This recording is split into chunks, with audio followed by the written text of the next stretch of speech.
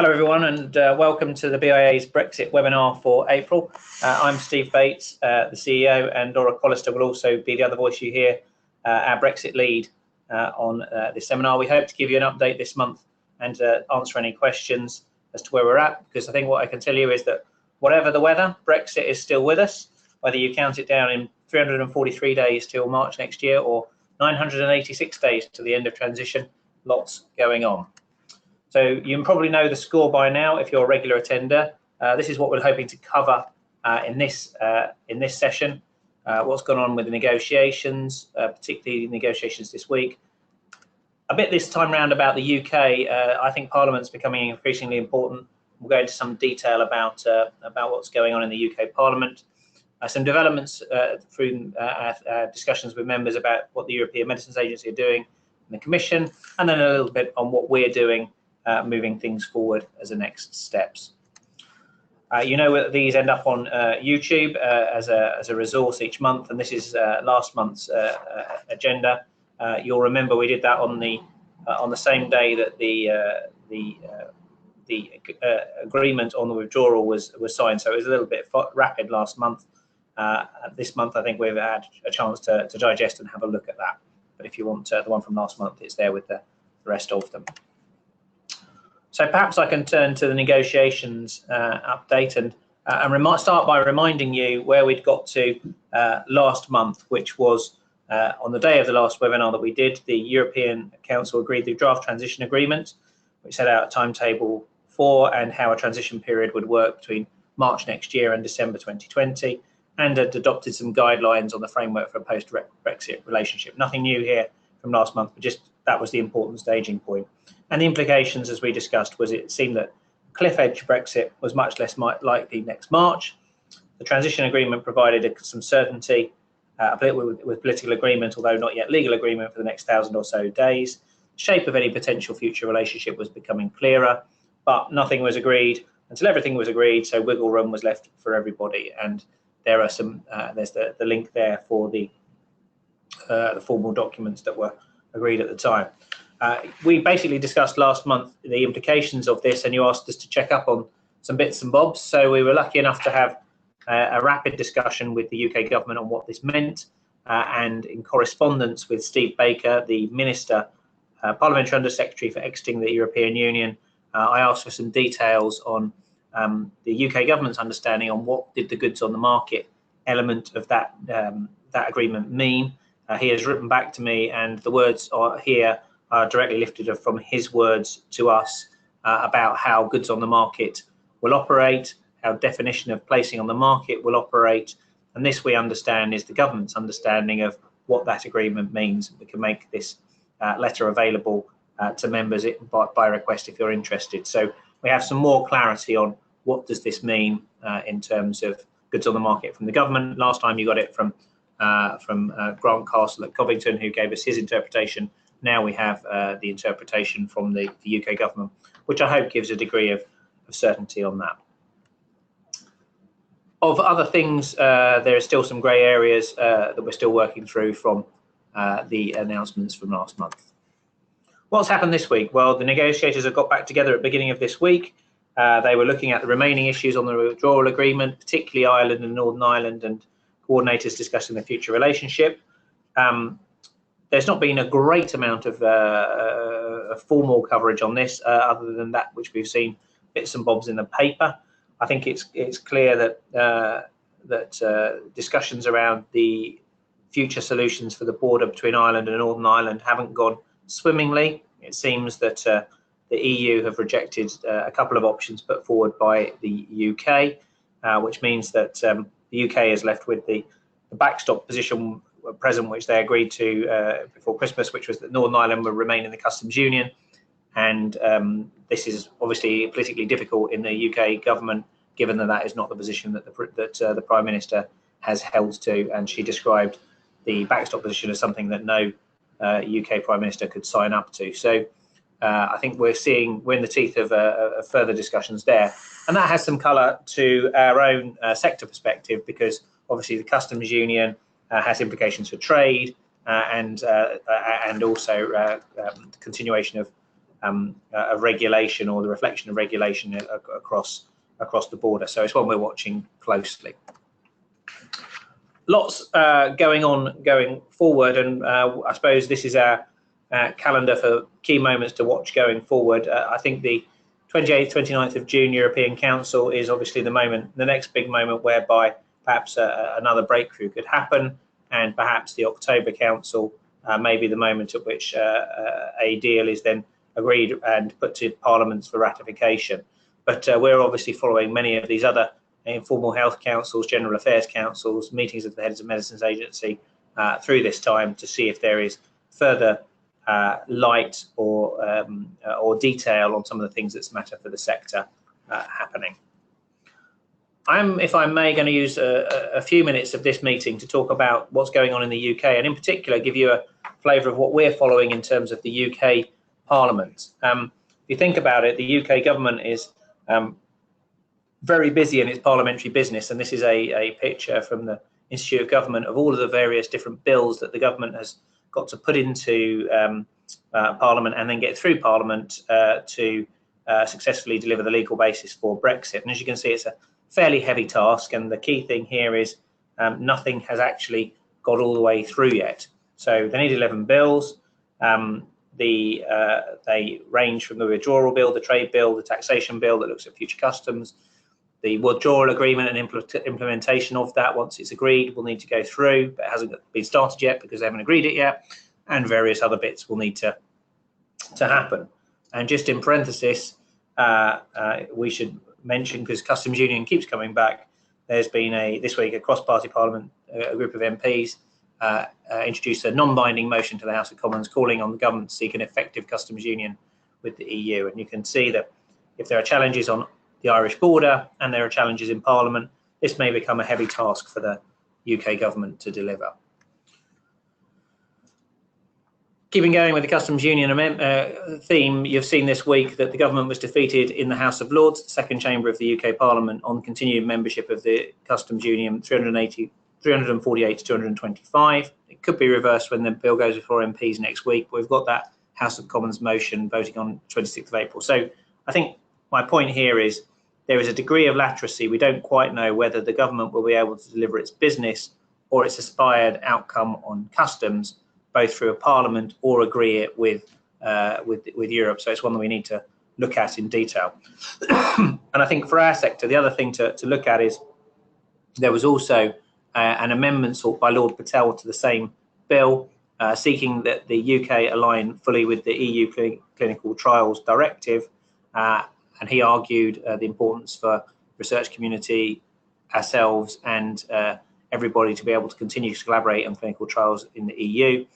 And he withdrew his amendment, having sought and received assurances from the government in House of Lords that it would seek to bring into UK law all relevant parts of the EU regulation that were within the UK's control.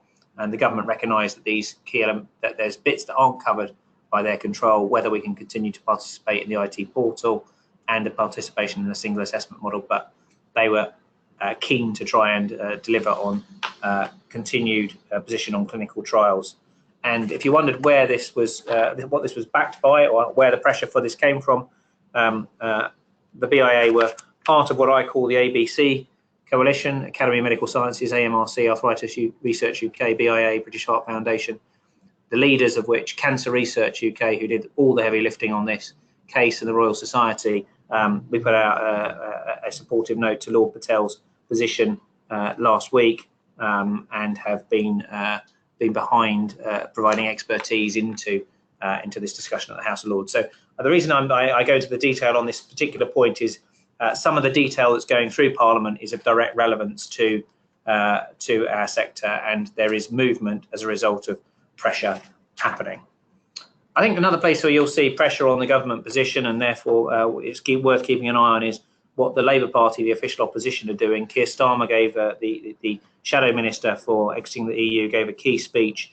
It was somewhat hidden under military action in Syria or a discussion in the Labour Party about leadership on anti-Semitism. But there was a significant positioning from the Labour Party around its position with the Customs Union. You see again the theme of Customs Union coming up. committing Labour to negotiate a new comprehensive UK-EU customs union, frictionless trade, preventing a hard border in Northern Ireland, so Labour will continue to look at this area, and given the parliamentary maths, you can see that this is quite a crucial period in time. The other area where I think we're seeing sensible engagement and again pressure for clarification on the government position is from the House of Commons Select Committee, chaired by Sarah Wollaston, who's already committed herself as a independently minded conservative backbencher to supporting UK remaining in the customs union. But she has written to the Health Secretary following up their various inquiries that we've talked about on previous webinars, to ask what does some of the things mean with regards to Brexit, and there's a series list of questions that Sarah Wollaston has put to the Health Secretary. He'll have to answer that, and I think we will watch to see what the answers from government are, because it's another point at which there will be both questions, clarification, and potentially then moves to move the position if the outcomes aren't that which the Select Committee or others believe should be the right way. I think the final group of organisations that we're close to and are working with regard to pressure or influence within the parliamentary system at the moment is across industry, working as a sector within a business voice, working with the CBI, BIA, members of the CBI. The CBI recently issued their report on regulation called Smooth Operations, seeking to inform the Brexit negotiations and outlining where British businesses wanted to stay close to EU rules and where they wanted divergence. We were part of ones that saw convergence or alignment as being the right thing for us, and we made the case and provided a significant amount of detail for the medicines sector. So that's another area in which we're putting this together. So in summary, lots of stuff going through Parliament, opportunities for things to be moulded through that process. We're keeping an eye on it. It's an important time to keep an eye on it, and perhaps customs union and the Irish border are where we're going to see the pinch points between now and the summer. Laura, we've also spent some time working on free trade agreements and some work with the Department of International Trade. Do please update on that. So this is just one quick slide just to highlight that there is the US-UK Trade and Investment Working Group, and they've had their third meeting a couple of weeks ago. This is the forum that DIT, or Department of International Trade, see that will carry forward the free trade agreement and is the precursor to that. So we wanted just to highlight this because as we sort of start talking to member companies around what would be good in FTAs, and particularly US FTA, to sort of show that there is a structure that this information will be fed into. The other thing just to highlight is that a SME dialogue has brought together companies under the same umbrella organisation, and these meetings are ongoing, and we will be engaged in them going forward. Thanks, Laura. And I think any members who want to be engaged in that, please contact Laura. You know, there is opportunity. I think we think that that some of this stuff may take some time, but it's probably useful to be in on the ground, helping with the thinking before this actually comes into operation. So it won't make an immediate impact on businesses, but the long-term thinking is being laid down now. On the European side of things, we've seen developments this month from the European Medicines Agency, announcing further detail on how the UK's portfolio of centrally authorised products have been redistributed. That's available on their website. Rapporteurs will take responsibility from March next year, the hard Brexit date, and the European Medicines Agency has encouraged companies to be prepared to work in that direction, basically full steam ahead for hard Brexit in terms of the MHRA and the EMA's view of their non-continued participation in many elements of work from next March. And I think we've got some feedback from members who've engaged at DIA Europe meeting this week that where there is where there is areas of interpretation, the European Medicines Agency, on the behest of the Commission, are being pretty clear that they expect anything that's not finished, the UK to be treated fully as a third country by next March, even where that may be not a great outcome for companies that have already got processes that are underway, which it will be very difficult for people to finish by that deadline. So that's one of the reasons in the backdrop to why, in response to questions from the media, I put a statement out. You may have seen this in the media this week, making the point that removing key expertise and reallocating work to agencies who are not yet capable to take on that work and expecting them to increase their capability overnight is an increasingly reckless course of action proposed by the Commission. In the interest of patients on both sides of the channel, it's important that the EU retains access to the UK expertise in a post-Brexit medicines regulatory framework, and that regulatory alignment is maintained to ensure continuity of medicine supply. So I believe that that's in line with the thinking and concerns of member companies, and certainly the concerns that people have expressed to me. We've gone public on that this week, and I'd welcome your input on this, or any concerns that you have going forward. There's also been some discussion within this is going back in time to March, between the European organisations, between the DG Santé and the issue and the Commission, where there was a technical seminar on Brexit with pharmaceutical related issues. People were looking at this, and there was a good discussion around many of the issues. I don't think it's. I think that this has been a useful dialogue, and I think it means that there is some of the challenges are understood within the various working parts of the European Union. Perhaps, Laura, I can turn to you to give an update on what we've been doing as a BIA and where we're going next. So firstly, I just wanted to run through where we are with the trade working groups. We've recently engaged with members looking at what the priorities are. So we split priorities according to some immediate issues, specifically around no deal, what happens on day one, how do we make sure that government understands the issues facing the companies and what their contingency planning is, and then sort of be able to provide government with expertise to help them get their process right. That links into how they develop a new customs system. So you will remember last summer they had, government came out with 2 possible suggestions. I think industry fed in at the time. There hasn't been a lot of change from those 2 initial suggestions, which I think, sort of speaking to some of the members, they feel we could potentially not absolutely ideal for the sector. So we're planning to do more work in that area. One thing that sort of fits both within trade and within regulation is mutual recognition agreements. This is something that we're going to look at in more detail about whether it is a potential mechanism to deliver regulatory cooperation as well as certainty for member companies. We're looking for members' views on this, and we are going to have a presentation at the Brexit Lead Network next, which is the ABPI BIA event for members, which is on the 2nd of May. In terms of the future, where, as I mentioned, the reason I mentioned the US UK trade and investment working group is this piece around free trade agreements. So government is looking to develop new FTAs. Specifically, they're starting with the US, and they're looking for inputs from life sciences. And so we're looking at how we develop what we put in there on behalf of members, and would really welcome any input from members around any priorities within the chapters of an FTA. Another thing just to highlight that we have been working on is WTO and trade policy. This is also important, but not quite the top priority of the immediate issues that are highlighted at the top. But we have provided government with information on the WTO, and specifically around the Pharma Tariff Elimination Agreement.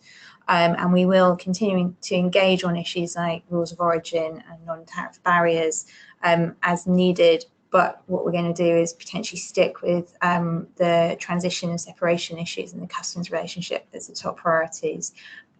But in this area, we're always interested to hear input from companies. In terms of activity and what we're up to in the next few weeks, we have a BIA board discussion around Brexit. Our industry and government meetings continue, specifically around regulation and trade. We have meetings on both of those coming up. The overall governance structure mechanism for industry and government to engage is the UK-EU Life Sciences Steering Group, and the next one of those is likely to take place in June, which brings together industry and government ministers from a number of different departments. We'll keep engaging with the key stakeholder organisations that we work with and which we're part of, both in terms of communicating but also collaboratively producing policy that works for all sides. So this will include European associations, coalition, the Brexit Health Alliance, and then some of those pan-sector things that we talked about earlier, such as the CBI. Steve was highlighting how much is happening in Parliament and across all those, the various bills, the select committees, the motions. We're going to carry on trying to inform discussions within Parliament, both via briefings, but also whether it's inputs into select committee inquiries, help them understand our sector and for us to understand what those issues potentially mean for us, and then keep on engaging. And of course, we're going to carry on informing members and seeking input. I mentioned the Brexit Lead Network. The next meeting is on the 2nd of May in the morning at Simmons & Simmons, one of our members. It's for BIA and ABPI members only. We'll have an update from DEXU and MHRA, discussion around mutual recognition agreements, and an update from ABPI and BIA, which will be the last two bits will be industry only, so we can have an industry only private discussion. Thank you, Laura. And I think from a BIA perspective, board discussion next week in April will inform our posture really as we go into our BIA Parliament Day in July. We're sort of taking a bit of a review next week as to where we've got to, and I think we'll then discuss that with members at the May Brexit Lead Network, which has been an incredibly useful network from our perspective for gaining insight and help and advice. So thank you very much to members for that. In summary, before I open for questions, and please do type them in if you want questions, where are we as of now?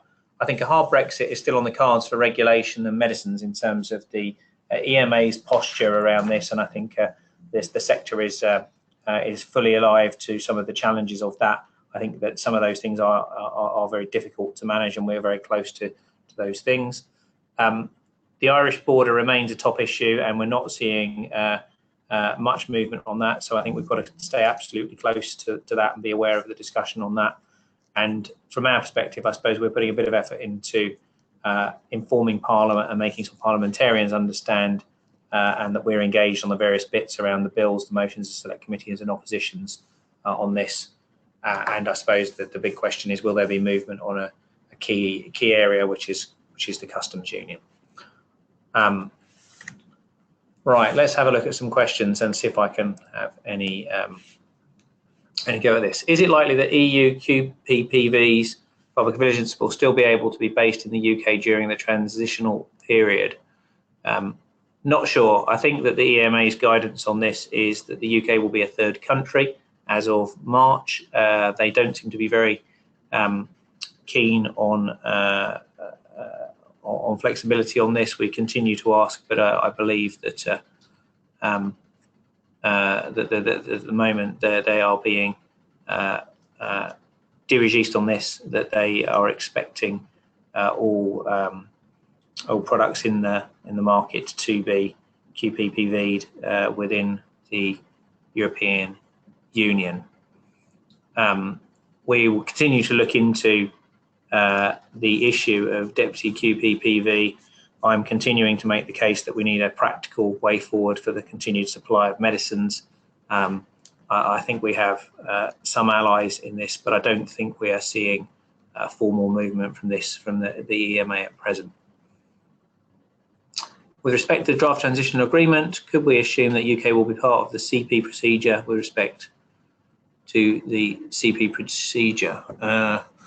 I'm going to have to come back to you on that one. I don't have those articles in front of me, but I will endeavour to write that down and come back to you, Sebastian. Regarding the transfer of UK centralised rapporteurships, is it simply that you think it's being done too quickly? If so, what do you think would be a more suitable timeframe for transferring these? Well, I do think that that there are significant areas of change for the EMA where they have got to manage not only a physical move of the agency and the transfer of staff, but there is the desire and commitment for a continued part to be played by the UK, which has been a central part of the community, the regulatory community going forward, that is now publicly expressed as a desired outcome of negotiations. It does seem to me to be a little bit silly to, if there is agreement that there could be some form of continued relationship, to throw everybody out to then invite them back in at a later date from this, because it is just immensely disruptive and very difficult to achieve, both for the EMA, for other European agencies, and for the MHRA, and requires goodwill and forbearance from all. I do think that there could be some flexibility with regard to how this might be done in a pragmatic way for the benefit of patients, that we've offered as ideas from industry, which don't seem yet to be being responded to. And I hope that as the timelines get shorter and the ability for this to be done successfully against these very, very strict rules becomes increasingly hard, that there is a degree of pragmatism shown with goodwill to deliver what the ultimate point of this is, which is safe and effective medicines to patients, whether they be in the EU 27 or in the UK. And I think we'll continue to make that case with increased voice going forward. Touch on the role of MHRA role after March 2019. The draft transition agreement set a very infrequent observer role for the MHRA. Is there talk how the MHRA could have a more impactful role?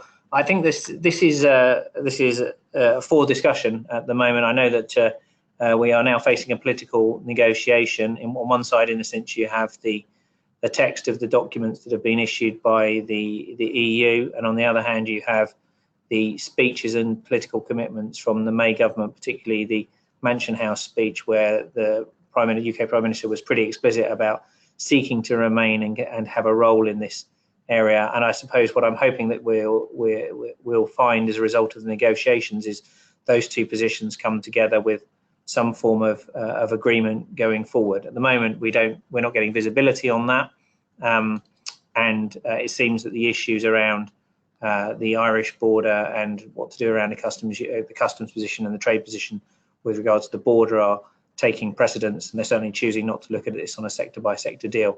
But I'm confident that the issues, opportunities, and challenges for our sector have been articulated effectively, both on both sides of the channel, both to the UK negotiating organisation through the BIA and the ABPI, and through European coalitions to the Commission, and of course national governments in the EU 27.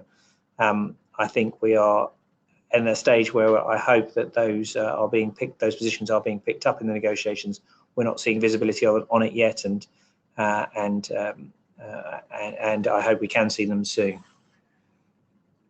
Has the EMA said whether they will accept clinical trial data from UK clinical trials for licence application in Europe after March next year?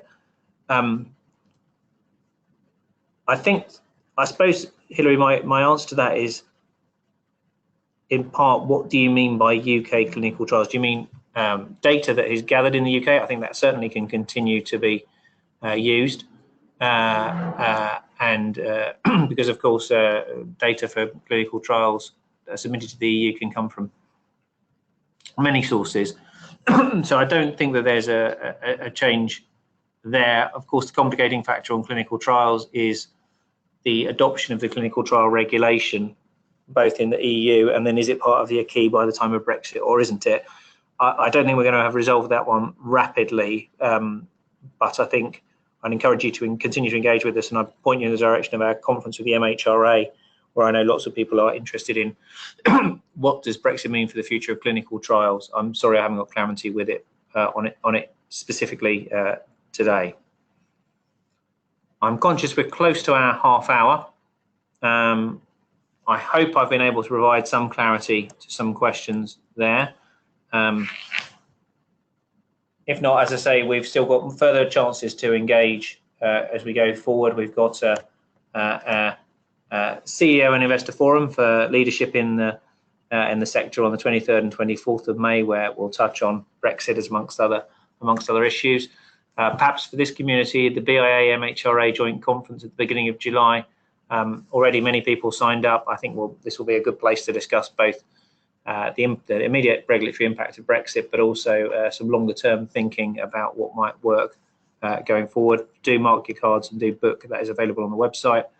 And as we've said, the BIA ABPI Brexit Lead Network on the 2nd of May may be one that will be of interest to you. We'll do another Brexit briefing webinar towards the end of May, or middle of May, 18th of May, before the CEO Investor Forum.